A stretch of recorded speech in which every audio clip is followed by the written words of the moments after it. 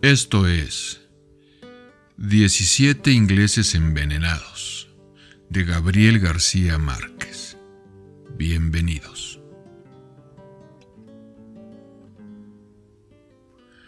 Lo primero que notó la señora Prudencia Linero cuando llegó al puerto de Nápoles fue que tenía el mismo olor del puerto de Riohacha. No se lo contó a nadie, por supuesto, pues nadie lo hubiera entendido en aquel transatlántico senil atiborrado de italianos de Buenos Aires que volvían a la patria por primera vez después de la guerra. Pero de todos modos se sintió menos sola, menos asustada y distante. A los 72 años de su edad y a los 18 días de mala mar de su gente y de su casa. Desde el amanecer se había visto las luces de la tierra. Los pasajeros se levantaron más temprano que siempre, vestidos con ropas nuevas y con el corazón oprimido por la incertidumbre del desembarco. De modo que aquel último domingo de a bordo pareció ser el único de verdad en todo el viaje. La señora Prudencia Linero fue una de las muy pocas que asistieron a la misa, y a diferencia de los 2 días anteriores que andaba en el barco vestida en medio de luto, se había puesto para desembarcar una túnica parda de lienzo, basto en algodón de San Francisco en la cintura, y unas sandalias de cuero crudo que solo por ser demasiado nuevas no parecían de peregrino. Era un pago adelantado. Había prometido a Dios llevar este hábito, talar hasta la muerte si le concedía la gracia de viajar a Roma para ver al sumo pontífice, y ya daba la gracia por concedida. Al fin de la misma encendió una vela al Espíritu Santo, por el valor que le infundió para soportar los temporales del Caribe, y empezó una oración por cada uno de los 9 hijos y los 14 nietos que en aquel momento soñaban con ella en la noche de vientos de Riohacha. Cuando subió a la cubierta después del desayuno, la vida del barco había cambiado. Los equipajes estaban amontonados en una sala de baile. Entre toda clase de objetos para turistas comprados por los italianos en los mercados de magia de las Antillas, y en el mostrador de la cantina había un macaco de Pernambuco dentro de una jaula de encajes de hierro. Era una mañana radiante de principios de agosto, un domingo ejemplar de aquellos veranos de después de una guerra en que la luz se comportaba como una revelación en cada día, y el barco enorme se movía muy despacio, con resuellos de enfermo, por un estanque diáfano. La fortaleza tenebrosa de los duques de Anjou apenas sí empezaba a vislumbrar en el horizonte, pero los pasajeros asomados a una borda creían reconocer los sitios familiares y los señalaban sin verlos a ciencia cierta, gritando de júbilo en dialectos meridionales. Y la señora Prudencia Linero, que había hecho tantos amigos viejos a bordo, que había cuidado niños mientras sus padres bailaban y hasta le había cosido un botón de guerra al primer oficial, los encontró de pronto ajenos y distintos. El espíritu social y el calor humano que le permitieron sobrevivir a las primeras nostalgias en el sopor del trópico habían desaparecido. Los amores eternos de alta mar terminaban a la vista del puerto.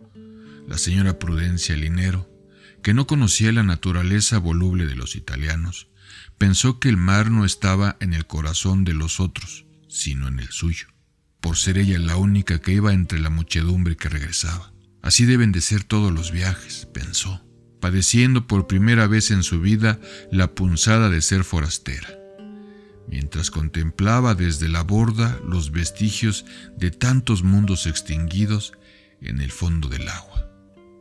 De pronto, una muchacha muy bella que estaba a su lado se asustó con un grito de horror. «¡Mamma mía!», dijo señalando el fondo. «Miren ahí, era un ahogado». La señora Prudencia Linero lo vio flotando boca arriba entre dos aguas, y era un hombre maduro y calvo, con una rara prestancia natural, y sus ojos abiertos y alegres tenían el mismo color del cielo al amanecer. Llevaba un traje de etiqueta con chaleco de brocado, botines de charol y una gardenia viva en la solapa. En la mano derecha tenía un paquetito cúbico envuelto en papel de regalo, y los 2 dedos de hierro lívido estaban agarrotados en la cinta de lazo, que era lo único que encontró para aferrarse en el instante de morir. Debió caerse de una borda, dijo el oficial de barco. Sucede mucho en verano por estas aguas. Fue una visión instantánea, porque entonces estaban entrando en la bahía, y otros motivos menos lúgubres distrajeron la atención de los pasajeros. Pero la señora Prudencia Linero siguió pensando en el ahogado, el pobrecito ahogado, cuya levita de faldones ondulaba en la estela del barco.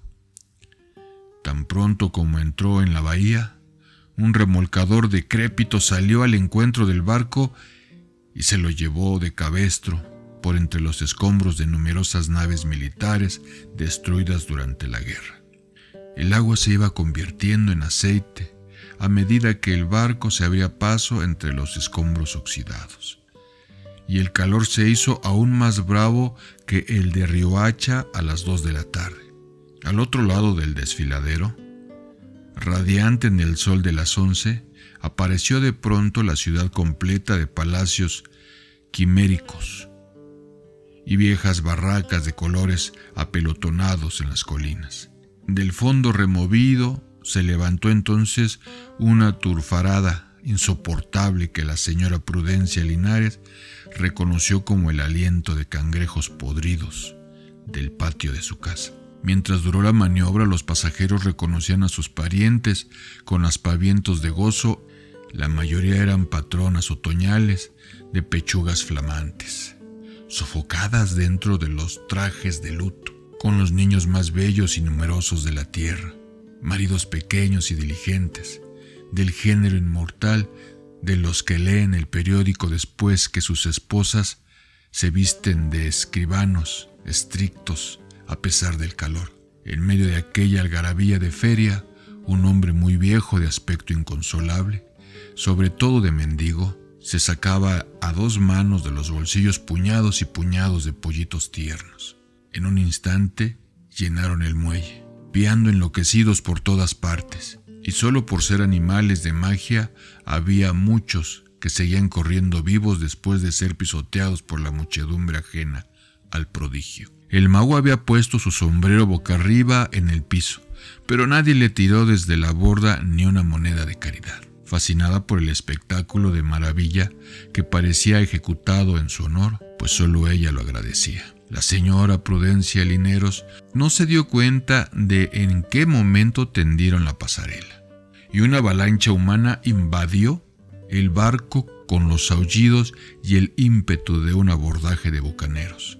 Aturdida por el júbilo del tufo de cebollas rancias de tantas familias en verano, vapuleada por las cuadrillas de cargadores que se disputan a golpes los equipajes, se sintió amenazada por la misma muerte sin gloria de los políticos en el muelle. Entonces se sentó sobre su baúl de madera con esquinas de latón pintado y permaneció impávida, rezando en un círculo vicioso de oraciones contra las tentaciones y peligros en tierras infieles. Allí la encontró el primer oficial cuando pasó el cataclismo, y no quedó nadie más que ella en el salón desmantelado. «Nadie debe de estar aquí a esta hora», le dijo el oficial con cierta amabilidad. «¿Puedo ayudarle en algo?» «Tengo que esperar al cónsul», dijo ella. Así era. 2 días antes de zarpar, su hijo mayor le había mandado un telegrama al cónsul en Nápoles, que era amigo suyo, para rogarle que le esperara en el puerto y le ayudara en los trámites para seguir a Roma. Le había mandado el nombre del barco y la hora de llegada, y le indicó además que podía reconocerla por el hábito de San Francisco que se pondría para desembarcar. Ella se mostró tan estricta en sus leyes que el primer oficial le permitió esperar un rato más, a pesar de que iba a ser la hora en que almorzaba la tripulación, y habían subido las sillas sobre las mesas y estaban lavando las cubiertas a baldazos. Varias veces tuvieron que mover el baúl para no mojarlo, pero ella cambiaba de lugar sin inmutarse, sin interrumpir las oraciones, hasta que la sacaron de la sala de recreo y terminó sentada en pleno sol entre los botes de salvamento. Allí volvió a encontrar al primer oficial un poco antes de las 2 de la tarde, ahogándose en sudor dentro de la escafandra de penitente y rezando un rosario sin esperanzas, porque estaba aterrorizada y triste y soportaba a duras penas las ganas de llorar. «Es inútil que siga rezando», dijo el oficial sin la amabilidad de la primera vez. «Hasta Dios se va de vacaciones en agosto». Le explicó que medio Italia estaba en la playa por esa época, sobre todo los domingos. Era probable que el cónsul no estuviera de vacaciones, por la índole de su cargo, pero con seguridad no abriría la oficina hasta el lunes. Lo único razonable era ir a un hotel, descansar tranquila esa noche y al día siguiente llamar por teléfono al consulado, cuyo número estaba sin duda en el directorio.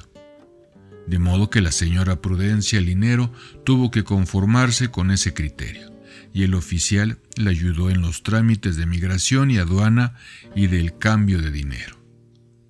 Y la puso dentro de un taxi con la indicación azarosa de que la llevaran a un hotel decente. El taxi decrépito, con rezagos de carroza fúnebre, avanzaba dando tumbos por las calles desiertas. La señora Prudencia Linero pensó por un instante que el conductor y ella eran los únicos seres vivos en una ciudad fantasma, colgados en alambres en medio de la calle.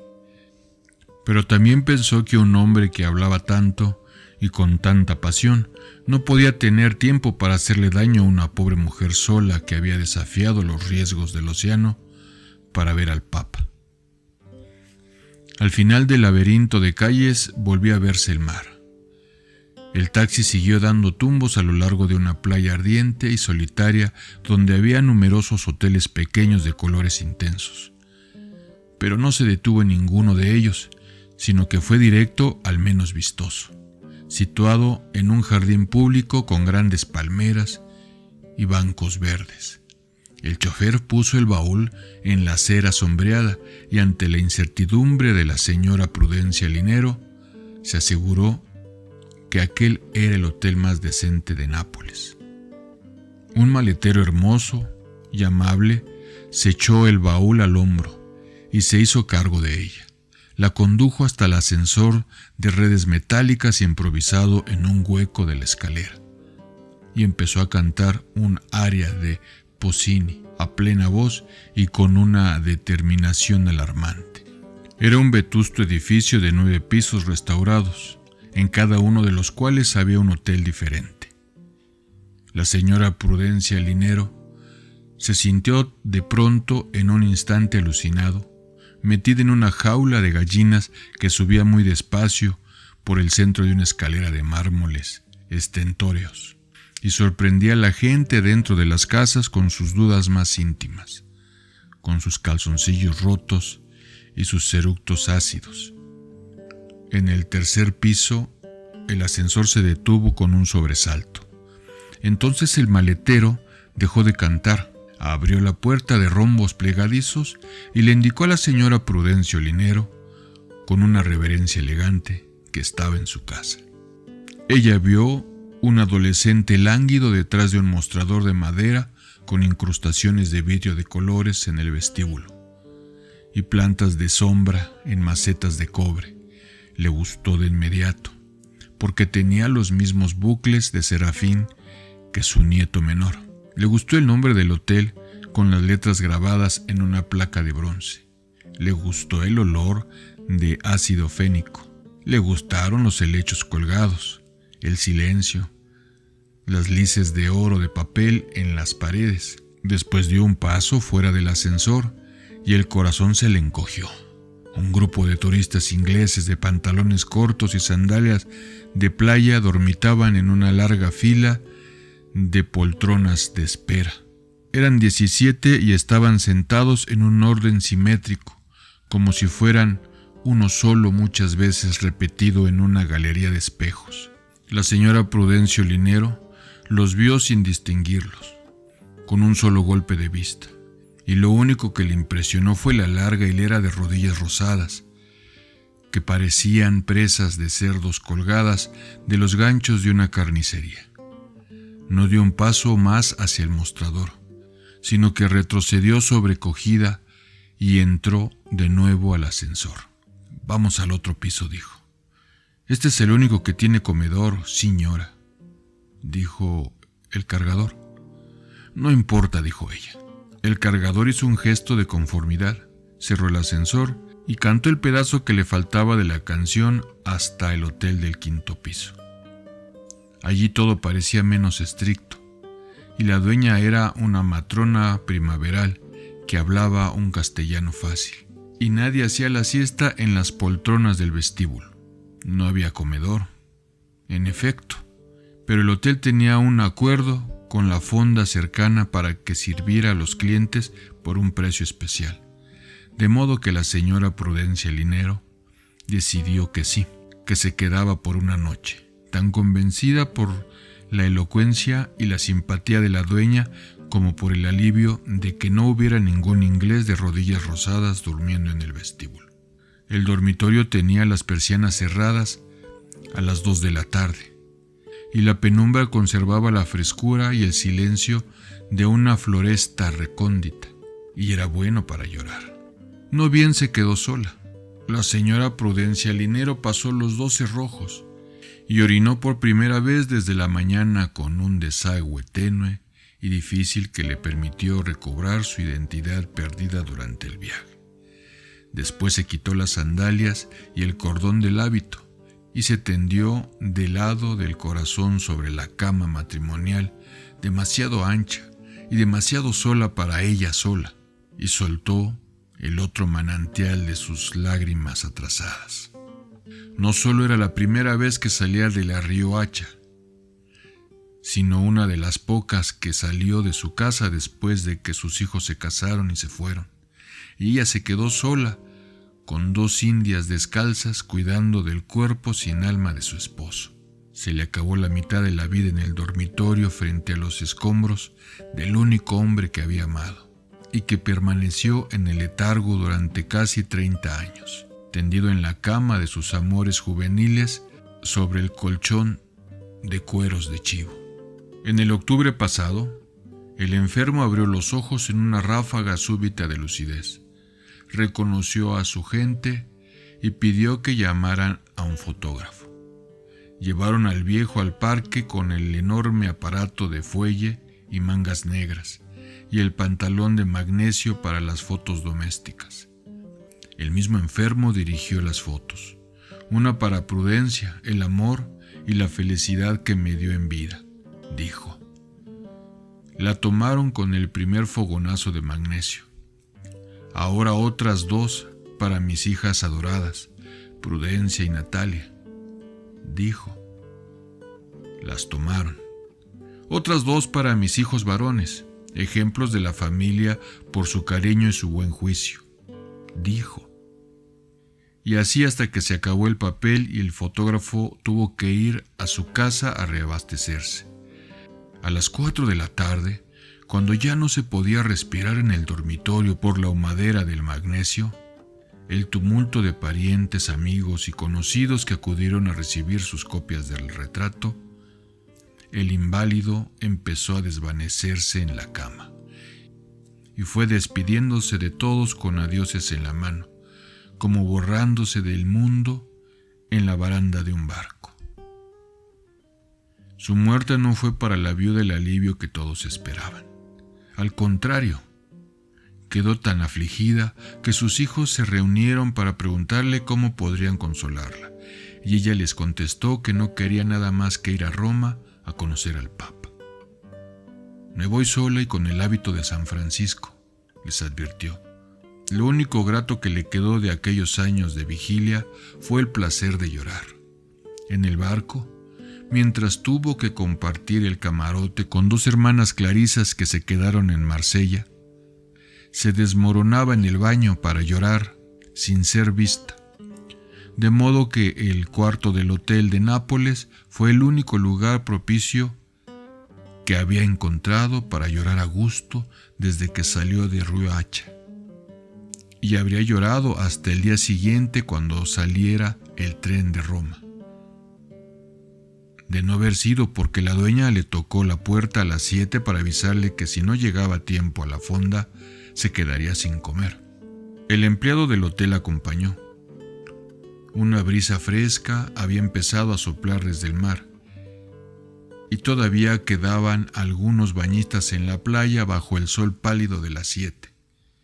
La señora Prudencia Linero siguió al empleado por el vericueto de calles empinadas y estrechas que apenas empezaban a despertar la siesta del domingo, y se encontró de pronto bajo una pérgola umbría, donde había mesas para comer con manteles de cuadritos rojos y frascos de encurtidos improvisados como floreros con flores de papel. Los únicos comensales a esa hora temprana eran los propios sirvientes, y un cura pobre que comía cebollas con pan en un rincón apartado.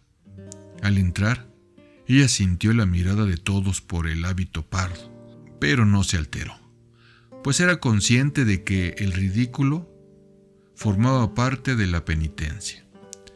La mesera, en cambio, le suscitó un ápice de piedad, porque era rubia y bella y hablaba como si cantara.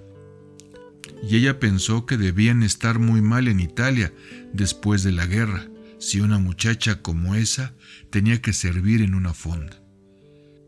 Pero se sintió bien en el ámbito floral del emparrado, y el aroma del guiso de laurel de la cocina le despertó el hambre aplazada por la zozobra del día. Por primera vez en mucho tiempo no tenía deseos de llorar. Sin embargo, no pudo comer a gusto, en parte porque le costó trabajo entenderse con la mesera rubia, a pesar de que era simpática y paciente, y en parte porque la única carne que había para comer eran los pajaritos cantores de los que criaban en jaulas en las casas de Riohacha. El cura, que comía en un rincón y que terminó por servirles de intérprete, trató de hacerle entender que las emergencias de la guerra no habían terminado en Europa y que debía apreciarse como un milagro que hubiera al menos pajaritos de monte para comer. Pero ella los rechazó. Para mí, dijo, sería como comerme a un hijo. Así que debió conformarse con una sopa de fideos, un plato de calabacines hervidos con unas tiras de tocino rancio y un pedazo de pan que parecía de mármol. Mientras comía, el cura se acercó para suplicarle por caridad que lo invitara a tomarse una taza de café, y se sentó con ella. Era yugoslavo, pero había sido misionero en Bolivia y hablaba un castellano difícil y expresivo. A la señora Prudencia Linero le pareció un hombre ordinario y sin el menor vestigio de indulgencia, y observó que tenía unas manos indignas con unas uñas astilladas y sucias, y un aliento de cebollas tan persistente que más bien parecía un atributo del carácter. Pero después de todo estaba al servicio de Dios, y era un placer nuevo encontrar a alguien con quien entenderse estando tan lejos de casa. Conversaron despacio, ajenos al denso rumor de establo que los iba acercando a medida que los comensales ocupaban las otras mesas. La señora Prudencia Linero tenía ya un juicio terminante sobre Italia. No le gustaba, y no porque los hombres fueran un poco abusivos, que ya era mucho, ni porque se comieran los pajaritos, que ya era demasiado, sino por la mala índole de dejar a los ahogados a la deriva. El cura, que además del café se había hecho llevar por cuenta de ella una copa de grapa, trató de hacerle ver su ligereza de juicio, pues durante la guerra se había establecido un servicio muy eficaz para rescatar, identificar y sepultar en tierras sagradas a los numerosos ahogados que amanecían flotando en la bahía de Nápoles. Desde hace siglos, concluyó el cura, los italianos tomaron conciencia de que no hay más que una vida y trataron de vivirla lo mejor que pueden. Eso los ha hecho calculadores y volubles, pero también los ha curado en la crueldad. Ni siquiera pararon el barco, dijo ella. Ni siquiera pararon el barco, dijo ella. Lo que hacen es avisar por radio a las autoridades del puerto, dijo el cura, ya que a esta hora deben haberlo recogido y enterrado en nombre de Dios. La discusión cambió el humor de ambos. La señora Prudencia Linero había acabado de comer, y solo entonces cayó en la cuenta de que todas las mesas estaban ocupadas. En las más próximas, comiendo en silencio. Había turistas casi desnudos y entre ellos había parejas de enamorados que se besaban en vez de comer. En las mesas del fondo, cerca del mostrador, estaba la gente del barrio jugando a los dados y bebiendo un vino sin color. La señora Prudencia Linero comprendió que solo tenía una razón para estar en aquel país indeseable. ¿Usted cree que sea muy difícil ver al Papa?, preguntó. El cura le contestó que nada era más fácil en verano. El Papa estaba de vacaciones en Castel Gandolfo, y los miércoles en la tarde recibía en audiencia pública peregrinos del mundo entero. La entrada era muy barata, 20 libras. ¿Y cuánto cobra por confesarlo a uno?, preguntó ella. El Santo Padre no confiesa a nadie, dijo el cura un poco escandalizado. Salvo a los reyes, por supuesto. No veo por qué va a negarle ese favor a una pobre mujer que viene de tan lejos, dijo ella. Hasta algunos reyes, con ser reyes, se han muerto esperando, dijo el cura. Pero dígame, debe de ser un pecado tremendo para que usted haya hecho sola semejante viaje solo por confesárselo al Santo Padre. La señora Prudencia Linero lo pensó un instante, y el cura la vio sonreír por primera vez. Ave María Purísima, dijo. Me bastaría con verlo. Y agregó con un suspiro que pareció salirle del alma. Ha sido el sueño de mi vida. En realidad, seguía asustada y triste, y lo único que quería era irse de inmediato, no solo de ese lugar, sino de Italia.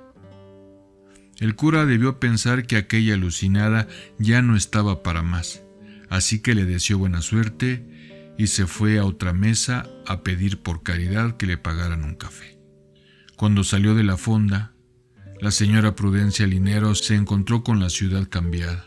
La sorprendió la luz del sol a las 9 de la noche y la asustó la muchedumbre estridente que había invadido las calles por el alivio de la brisa nueva. No se podía vivir con los petardos de tantas vespas enloquecidas. Las conducían hombres sin camisas que llevaban en ancas a sus bellas mujeres abrazadas a la cintura, y se abrían paso a saltos culebreando por entre los cerdos colgados y las mesas de sandía. El ambiente era de fiesta, pero a la señora Prudencia Linero le pareció de catástrofe. Perdió el rumbo.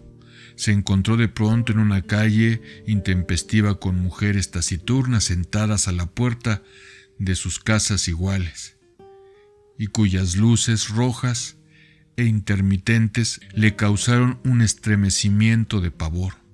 Un hombre bien vestido, con un anillo de oro macizo y un diamante en la corbata, la persiguió varias cuadras diciéndole algo en italiano, y luego en inglés y francés. Como no obtuvo respuesta, le mostró una tarjeta postal de un paquete que sacó del bolsillo, y ella solo necesitó un golpe de vista para sentir que estaba atravesando el infierno. Huyó despavorida, y al final de la calle volvió a encontrar el mar crepuscular con el mismo tufo de mariscos podridos de Puerto de la Riohacha, y el corazón se volvió a quedar en su puesto. Reconoció los hoteles de colores frente a la playa desierta, los taxis funerarios, el diamante de la primera estrella en el cielo inmenso. Al fondo de la bahía, solitario en el muelle, reconoció el barco en que había llegado, enorme, con las cubiertas iluminadas, y se dio cuenta de que ya no tenía nada que ver con su vida. Allí dobló a la izquierda, pero no pudo seguir, porque había una muchedumbre de curiosos mantenidos a raya por una patrulla de carabineros. Una fila de ambulancias esperaba con las puertas abiertas frente al edificio de su hotel. Empinada por encima del hombro de los curiosos, la señora Prudencia Linero volvió a ver entonces a los turistas ingleses. Los estaban sacando en camillas, uno por uno, y todos estaban inmóviles y dignos, y seguían pareciendo uno, solo varias veces repetido con el traje formal que se habían puesto para cenar. Pantalón de franela, corbata de rayas diagonales y la chaqueta oscura con el escudo del Trinity College, bordados en el bolsillo del pecho, los vecinos asomados en los balcones y los curiosos bloqueados en la calle. Los iban contando a coro, como en un estadio, a medida que los sacaban. Eran 17. Los metieron en la ambulancia de 2 en 2 y se los llevaron con un estruendo de sirenas de guerra. Aturdida por tantos estupores, la señora Prudencia Linero subió el ascensor abarrotado por los clientes de los otros hoteles que hablaban en idiomas herméticos. Se fueron quedando en todos los pisos, salvo en el tercero, que estaba desierto e iluminado, pero nadie estaba en el mostrador ni en las poltronas del vestíbulo, donde había visto las rodillas rosadas de los 17 ingleses dormidos.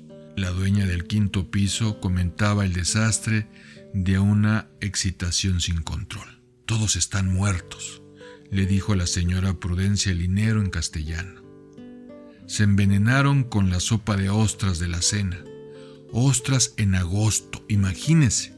Le entregó la llave del cuarto, sin prestarle más atención, mientras decía a los otros clientes en su dialecto: «Como aquí no hay comedor, todo el que se acuesta a dormir amanece vivo». Otra vez, con el mundo de lágrimas en la garganta, la señora Prudencio Linero pasó los cerrojos de su habitación, luego rodó contra la puerta una mesita de escribir y la poltrona, y puso por último el baúl, como una barricada infranqueable contra el horror de aquel país donde ocurrían tantas cosas al mismo tiempo. Después se puso el camisón de viuda, se tendió boca arriba en la cama y rezó 17 rosarios por el eterno descanso de las almas de los 17 ingleses envenenados.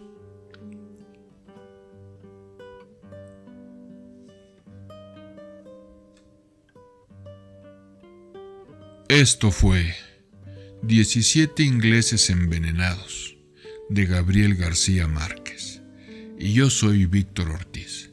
Si este contenido te ha gustado, suscríbete, dale like y comparte, para que este contenido llegue a más personas. Hasta pronto.